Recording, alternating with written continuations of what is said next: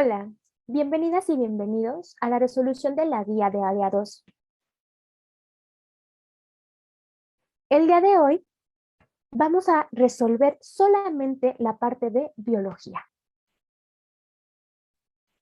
Me presento. Soy Alondra Sánchez, egresada de la Facultad de Ciencias de la UNAM.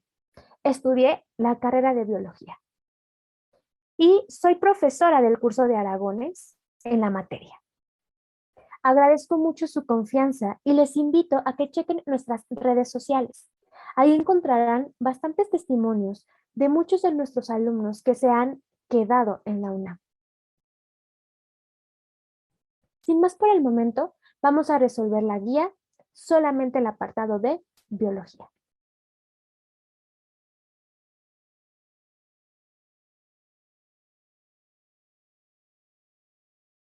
Resolución de guía área 2.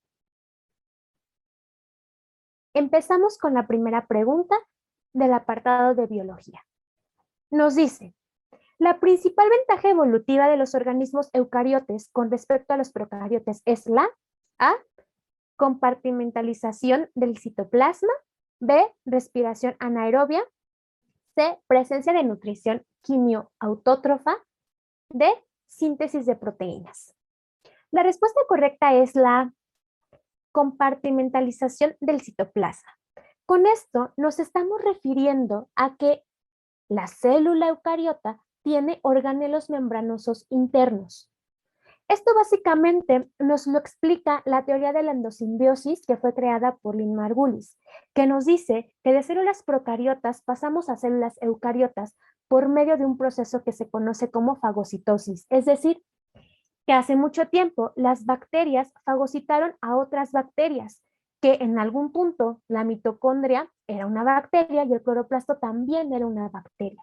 Solamente que, pues, una bacteria más grande, pues se las comió o bien las fagocitó. Y así fue como se empezaron a crear o bien se crearon estos organelos.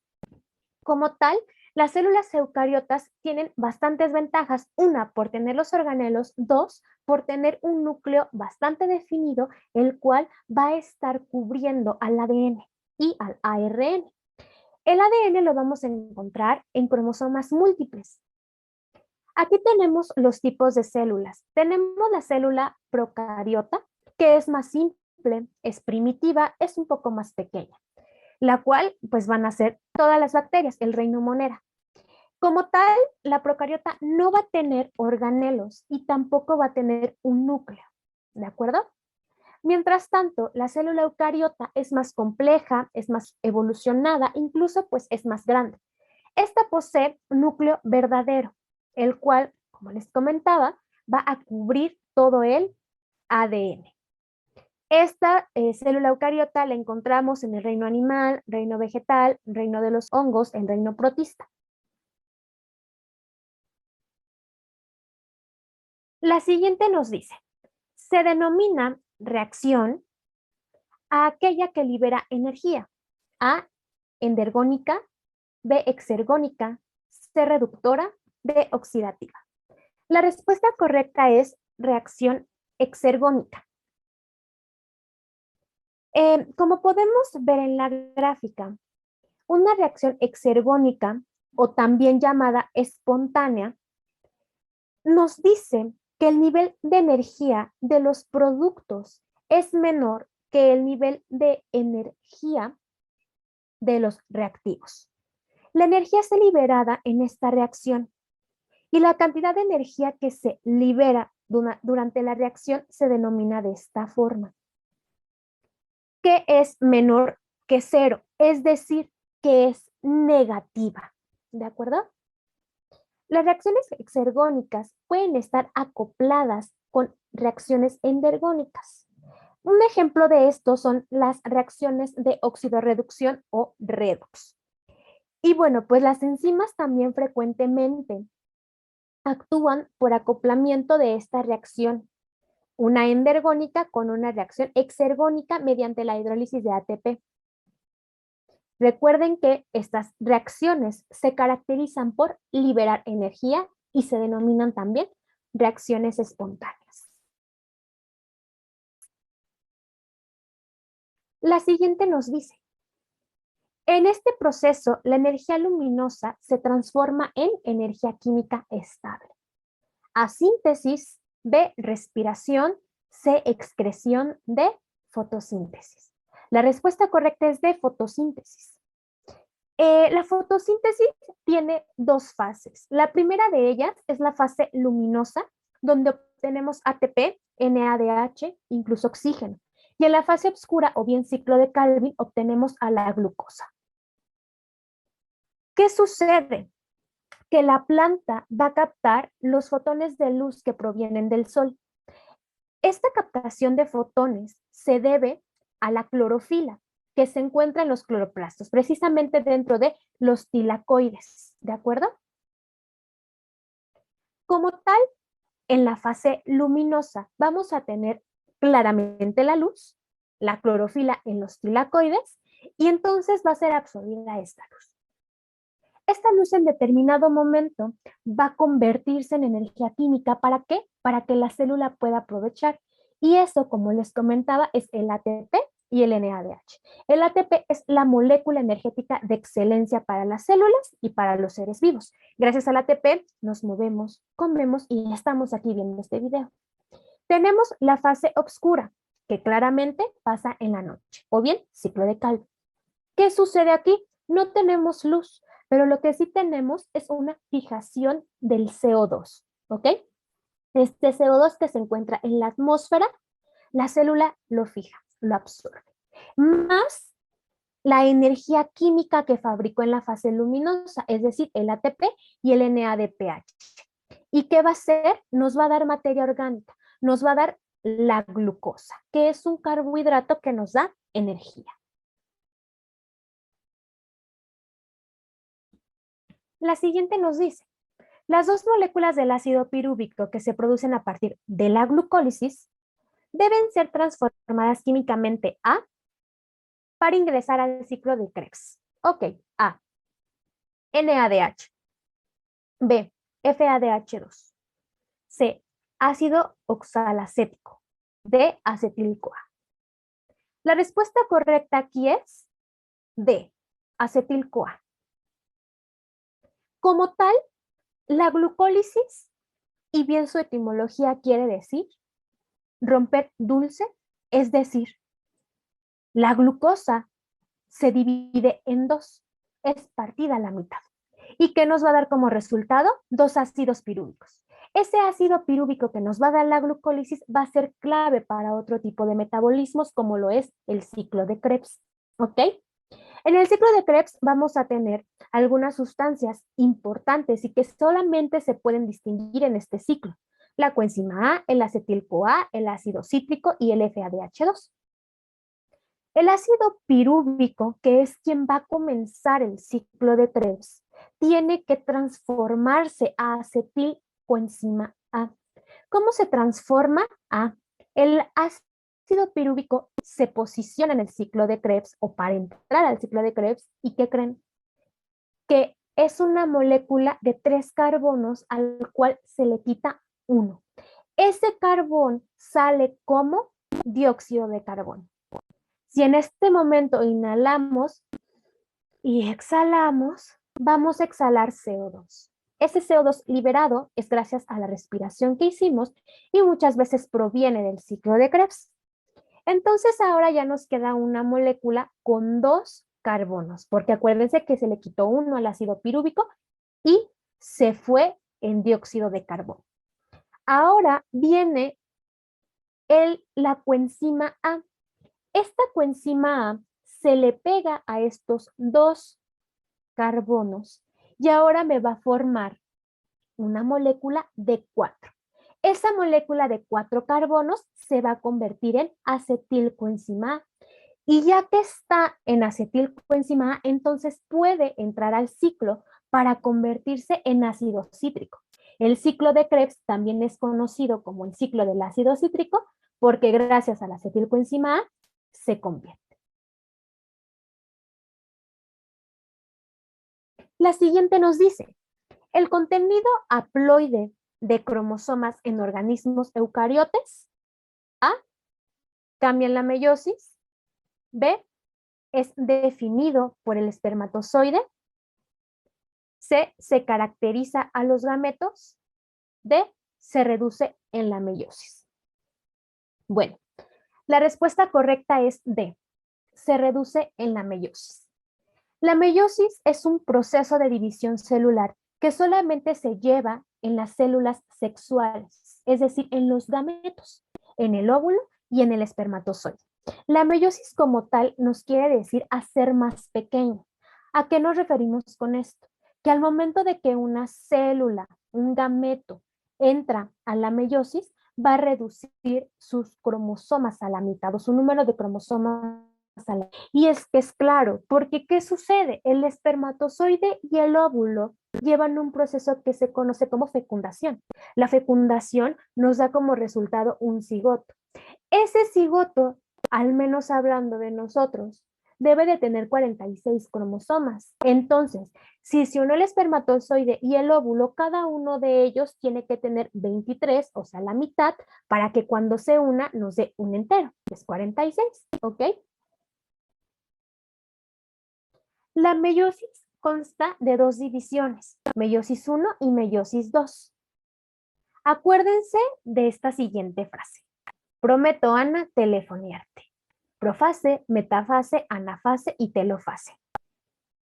En la profase, ¿qué sucede? El entrecruzamiento, no lo olviden. Es cuando los cromosomas se combinan entre ellos y nos generan variación genética.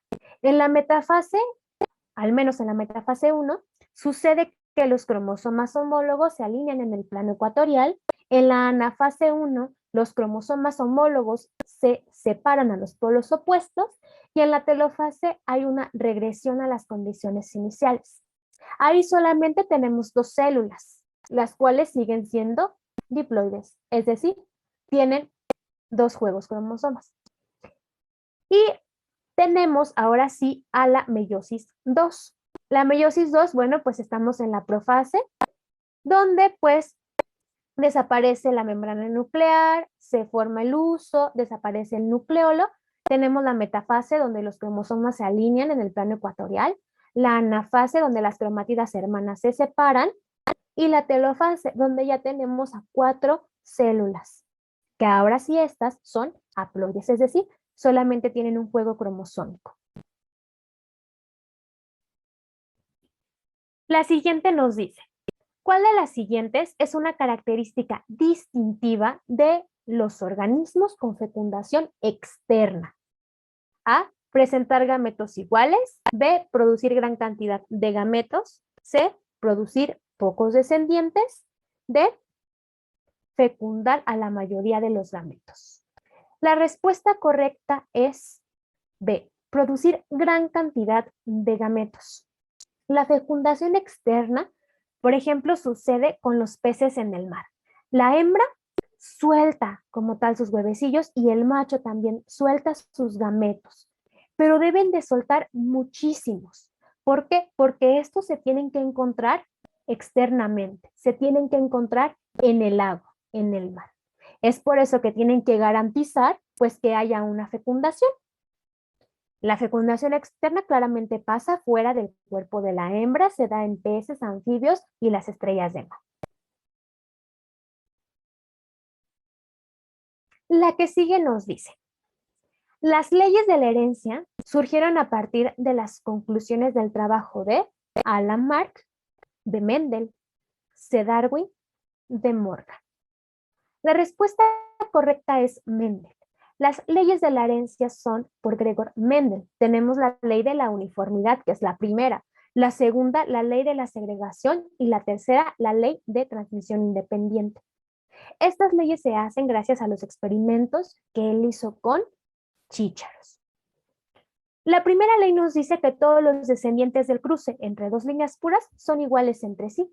Es decir, cuando nosotros cruzamos a dos líneas puras, me va a dar como tal que todos van a ser dominantes entre ellos, todos van a tener el carácter dominante. Es decir, si yo cruzo un chícharo de semillas amarillas con uno de semillas verdes y el dominante les digo que es el amarillo, en esta cruza todos van a salir amarillos, 100%. Número 2, Los dos factores hereditarios que forman para un mismo carácter son independientes y se segregan entre los descendientes, emparejándose al azar. Yo les dije que en la primera cruzaba un organismo amarillo con uno verde, pero solo me salieron amarillos. Si yo hago una segunda cruza con dos organismos ahora amarillos, es decir, entre los hermanos, entonces ahora me va a salir el color verde. Esto quiere decir que el verde y el amarillo, pues, son independientes y se segregan. Y por último, la tercera ley nos dice, los factores hereditarios no antagónicos mantienen su independencia a través de las generaciones. Esto nos explica que si nosotros cruzamos a un chícharo que es amarillo y aparte es liso con un chícharo que es verde y aparte es rugoso, los descendientes me van a salir bastante variados. Es decir, me van a salir amarillos rugosos, amarillos lisos, verdes rugosos, verdes lisos.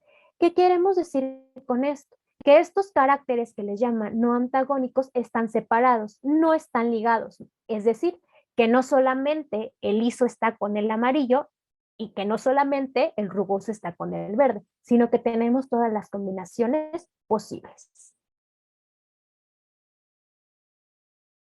La siguiente nos dice, si al revisar cromosomas en el microscopio encontramos un cuerpo de Barr, se trata de un cromosoma A de un individuo masculino, B metacéntrico, C acrocéntrico, D de un individuo femenino.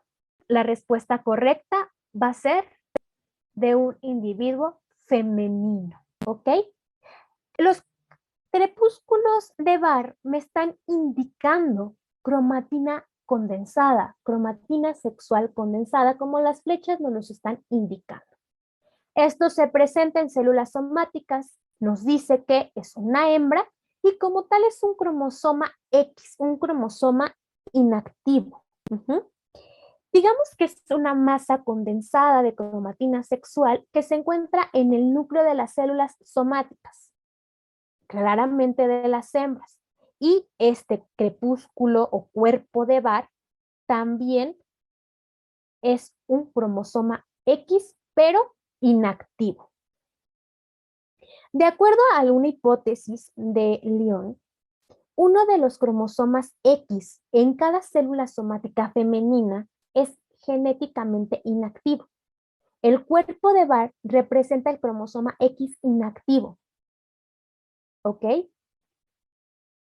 Y determinó 4 principios para la cromatina sexual. 1, la cromatina sexual es genéticamente inactiva. 2, la inactivación ocurre al azar. 3, la inactivación puede ser en el cromosoma paterno o materno. 4, la inactivación ocurre en el día 16 del periodo embrionario.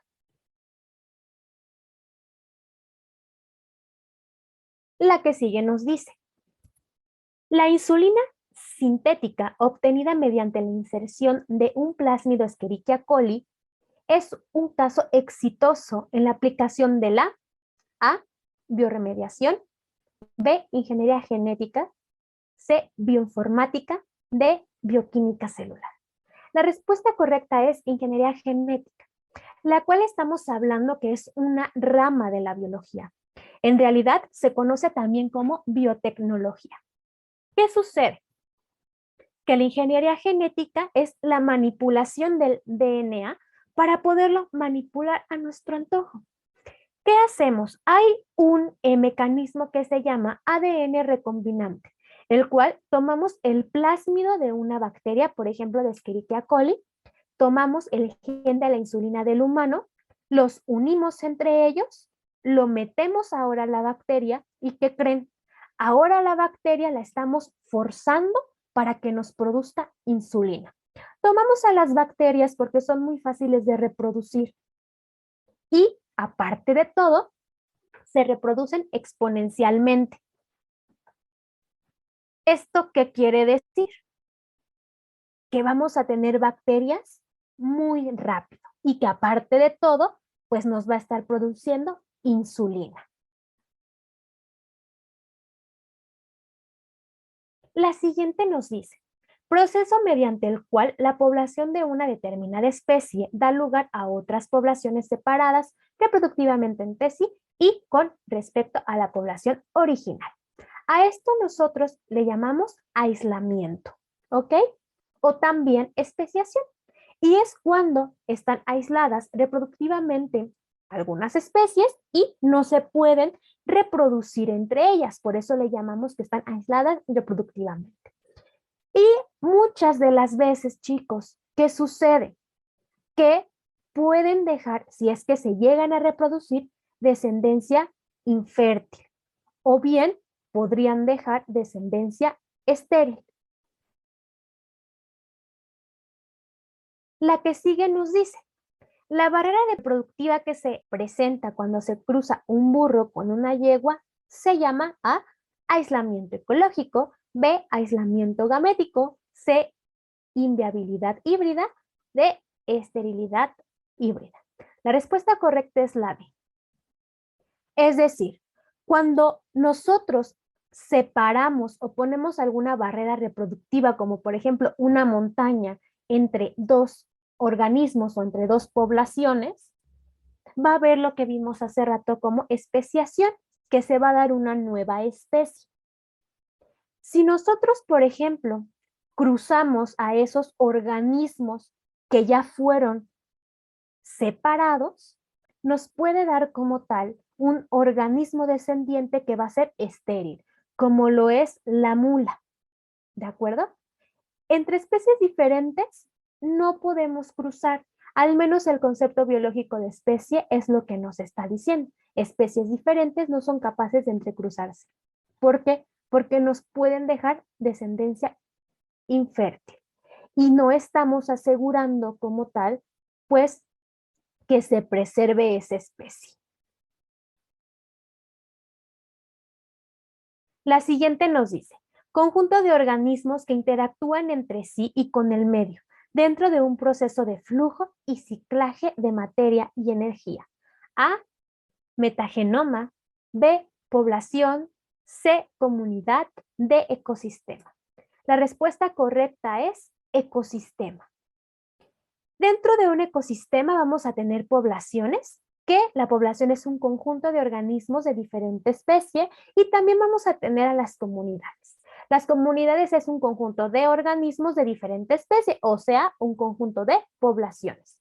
Nosotros estamos viendo en esa pequeña imagen a un ecosistema el cual va a haber un flujo de energía y de materia constante que, bueno, claramente se va a basar en la relación que van a tener los organismos entre sí, como simbiosis, competencia, parasitismo, mutualismo, y claramente se va a basar en la relación que tienen los organismos con su medio ambiente, con su materia inerte, es decir, con el sol, con el suelo, con los minerales, con las rocas, etc.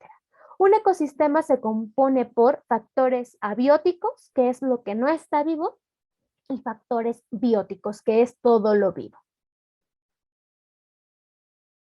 Y por último nos dice, el ciclo biogeoquímico del es necesario para el mantenimiento de procesos como la fotosíntesis y la respiración aeróbica. A carbono, B azufre, C nitrógeno, D fósforo. La respuesta correcta es carbono, el ciclo del carbono, el cual se puede llevar a cabo en la atmósfera, en la biosfera, en los océanos y en los sedimentos. El ciclo del carbono lleva a cabo un ciclo bastante complejo en el cual intervienen ya en nuestros días las fábricas, los automóviles, pero también intervienen los vegetales, es decir, las plantas, algunos seres vivos. También va a intervenir, por ejemplo, la interacción que tenemos en el océano. Es un ciclo bastante complejo, el cual nos está permitiendo que se genere, por ejemplo, la fotosíntesis o bien se genere la respiración aeróbica.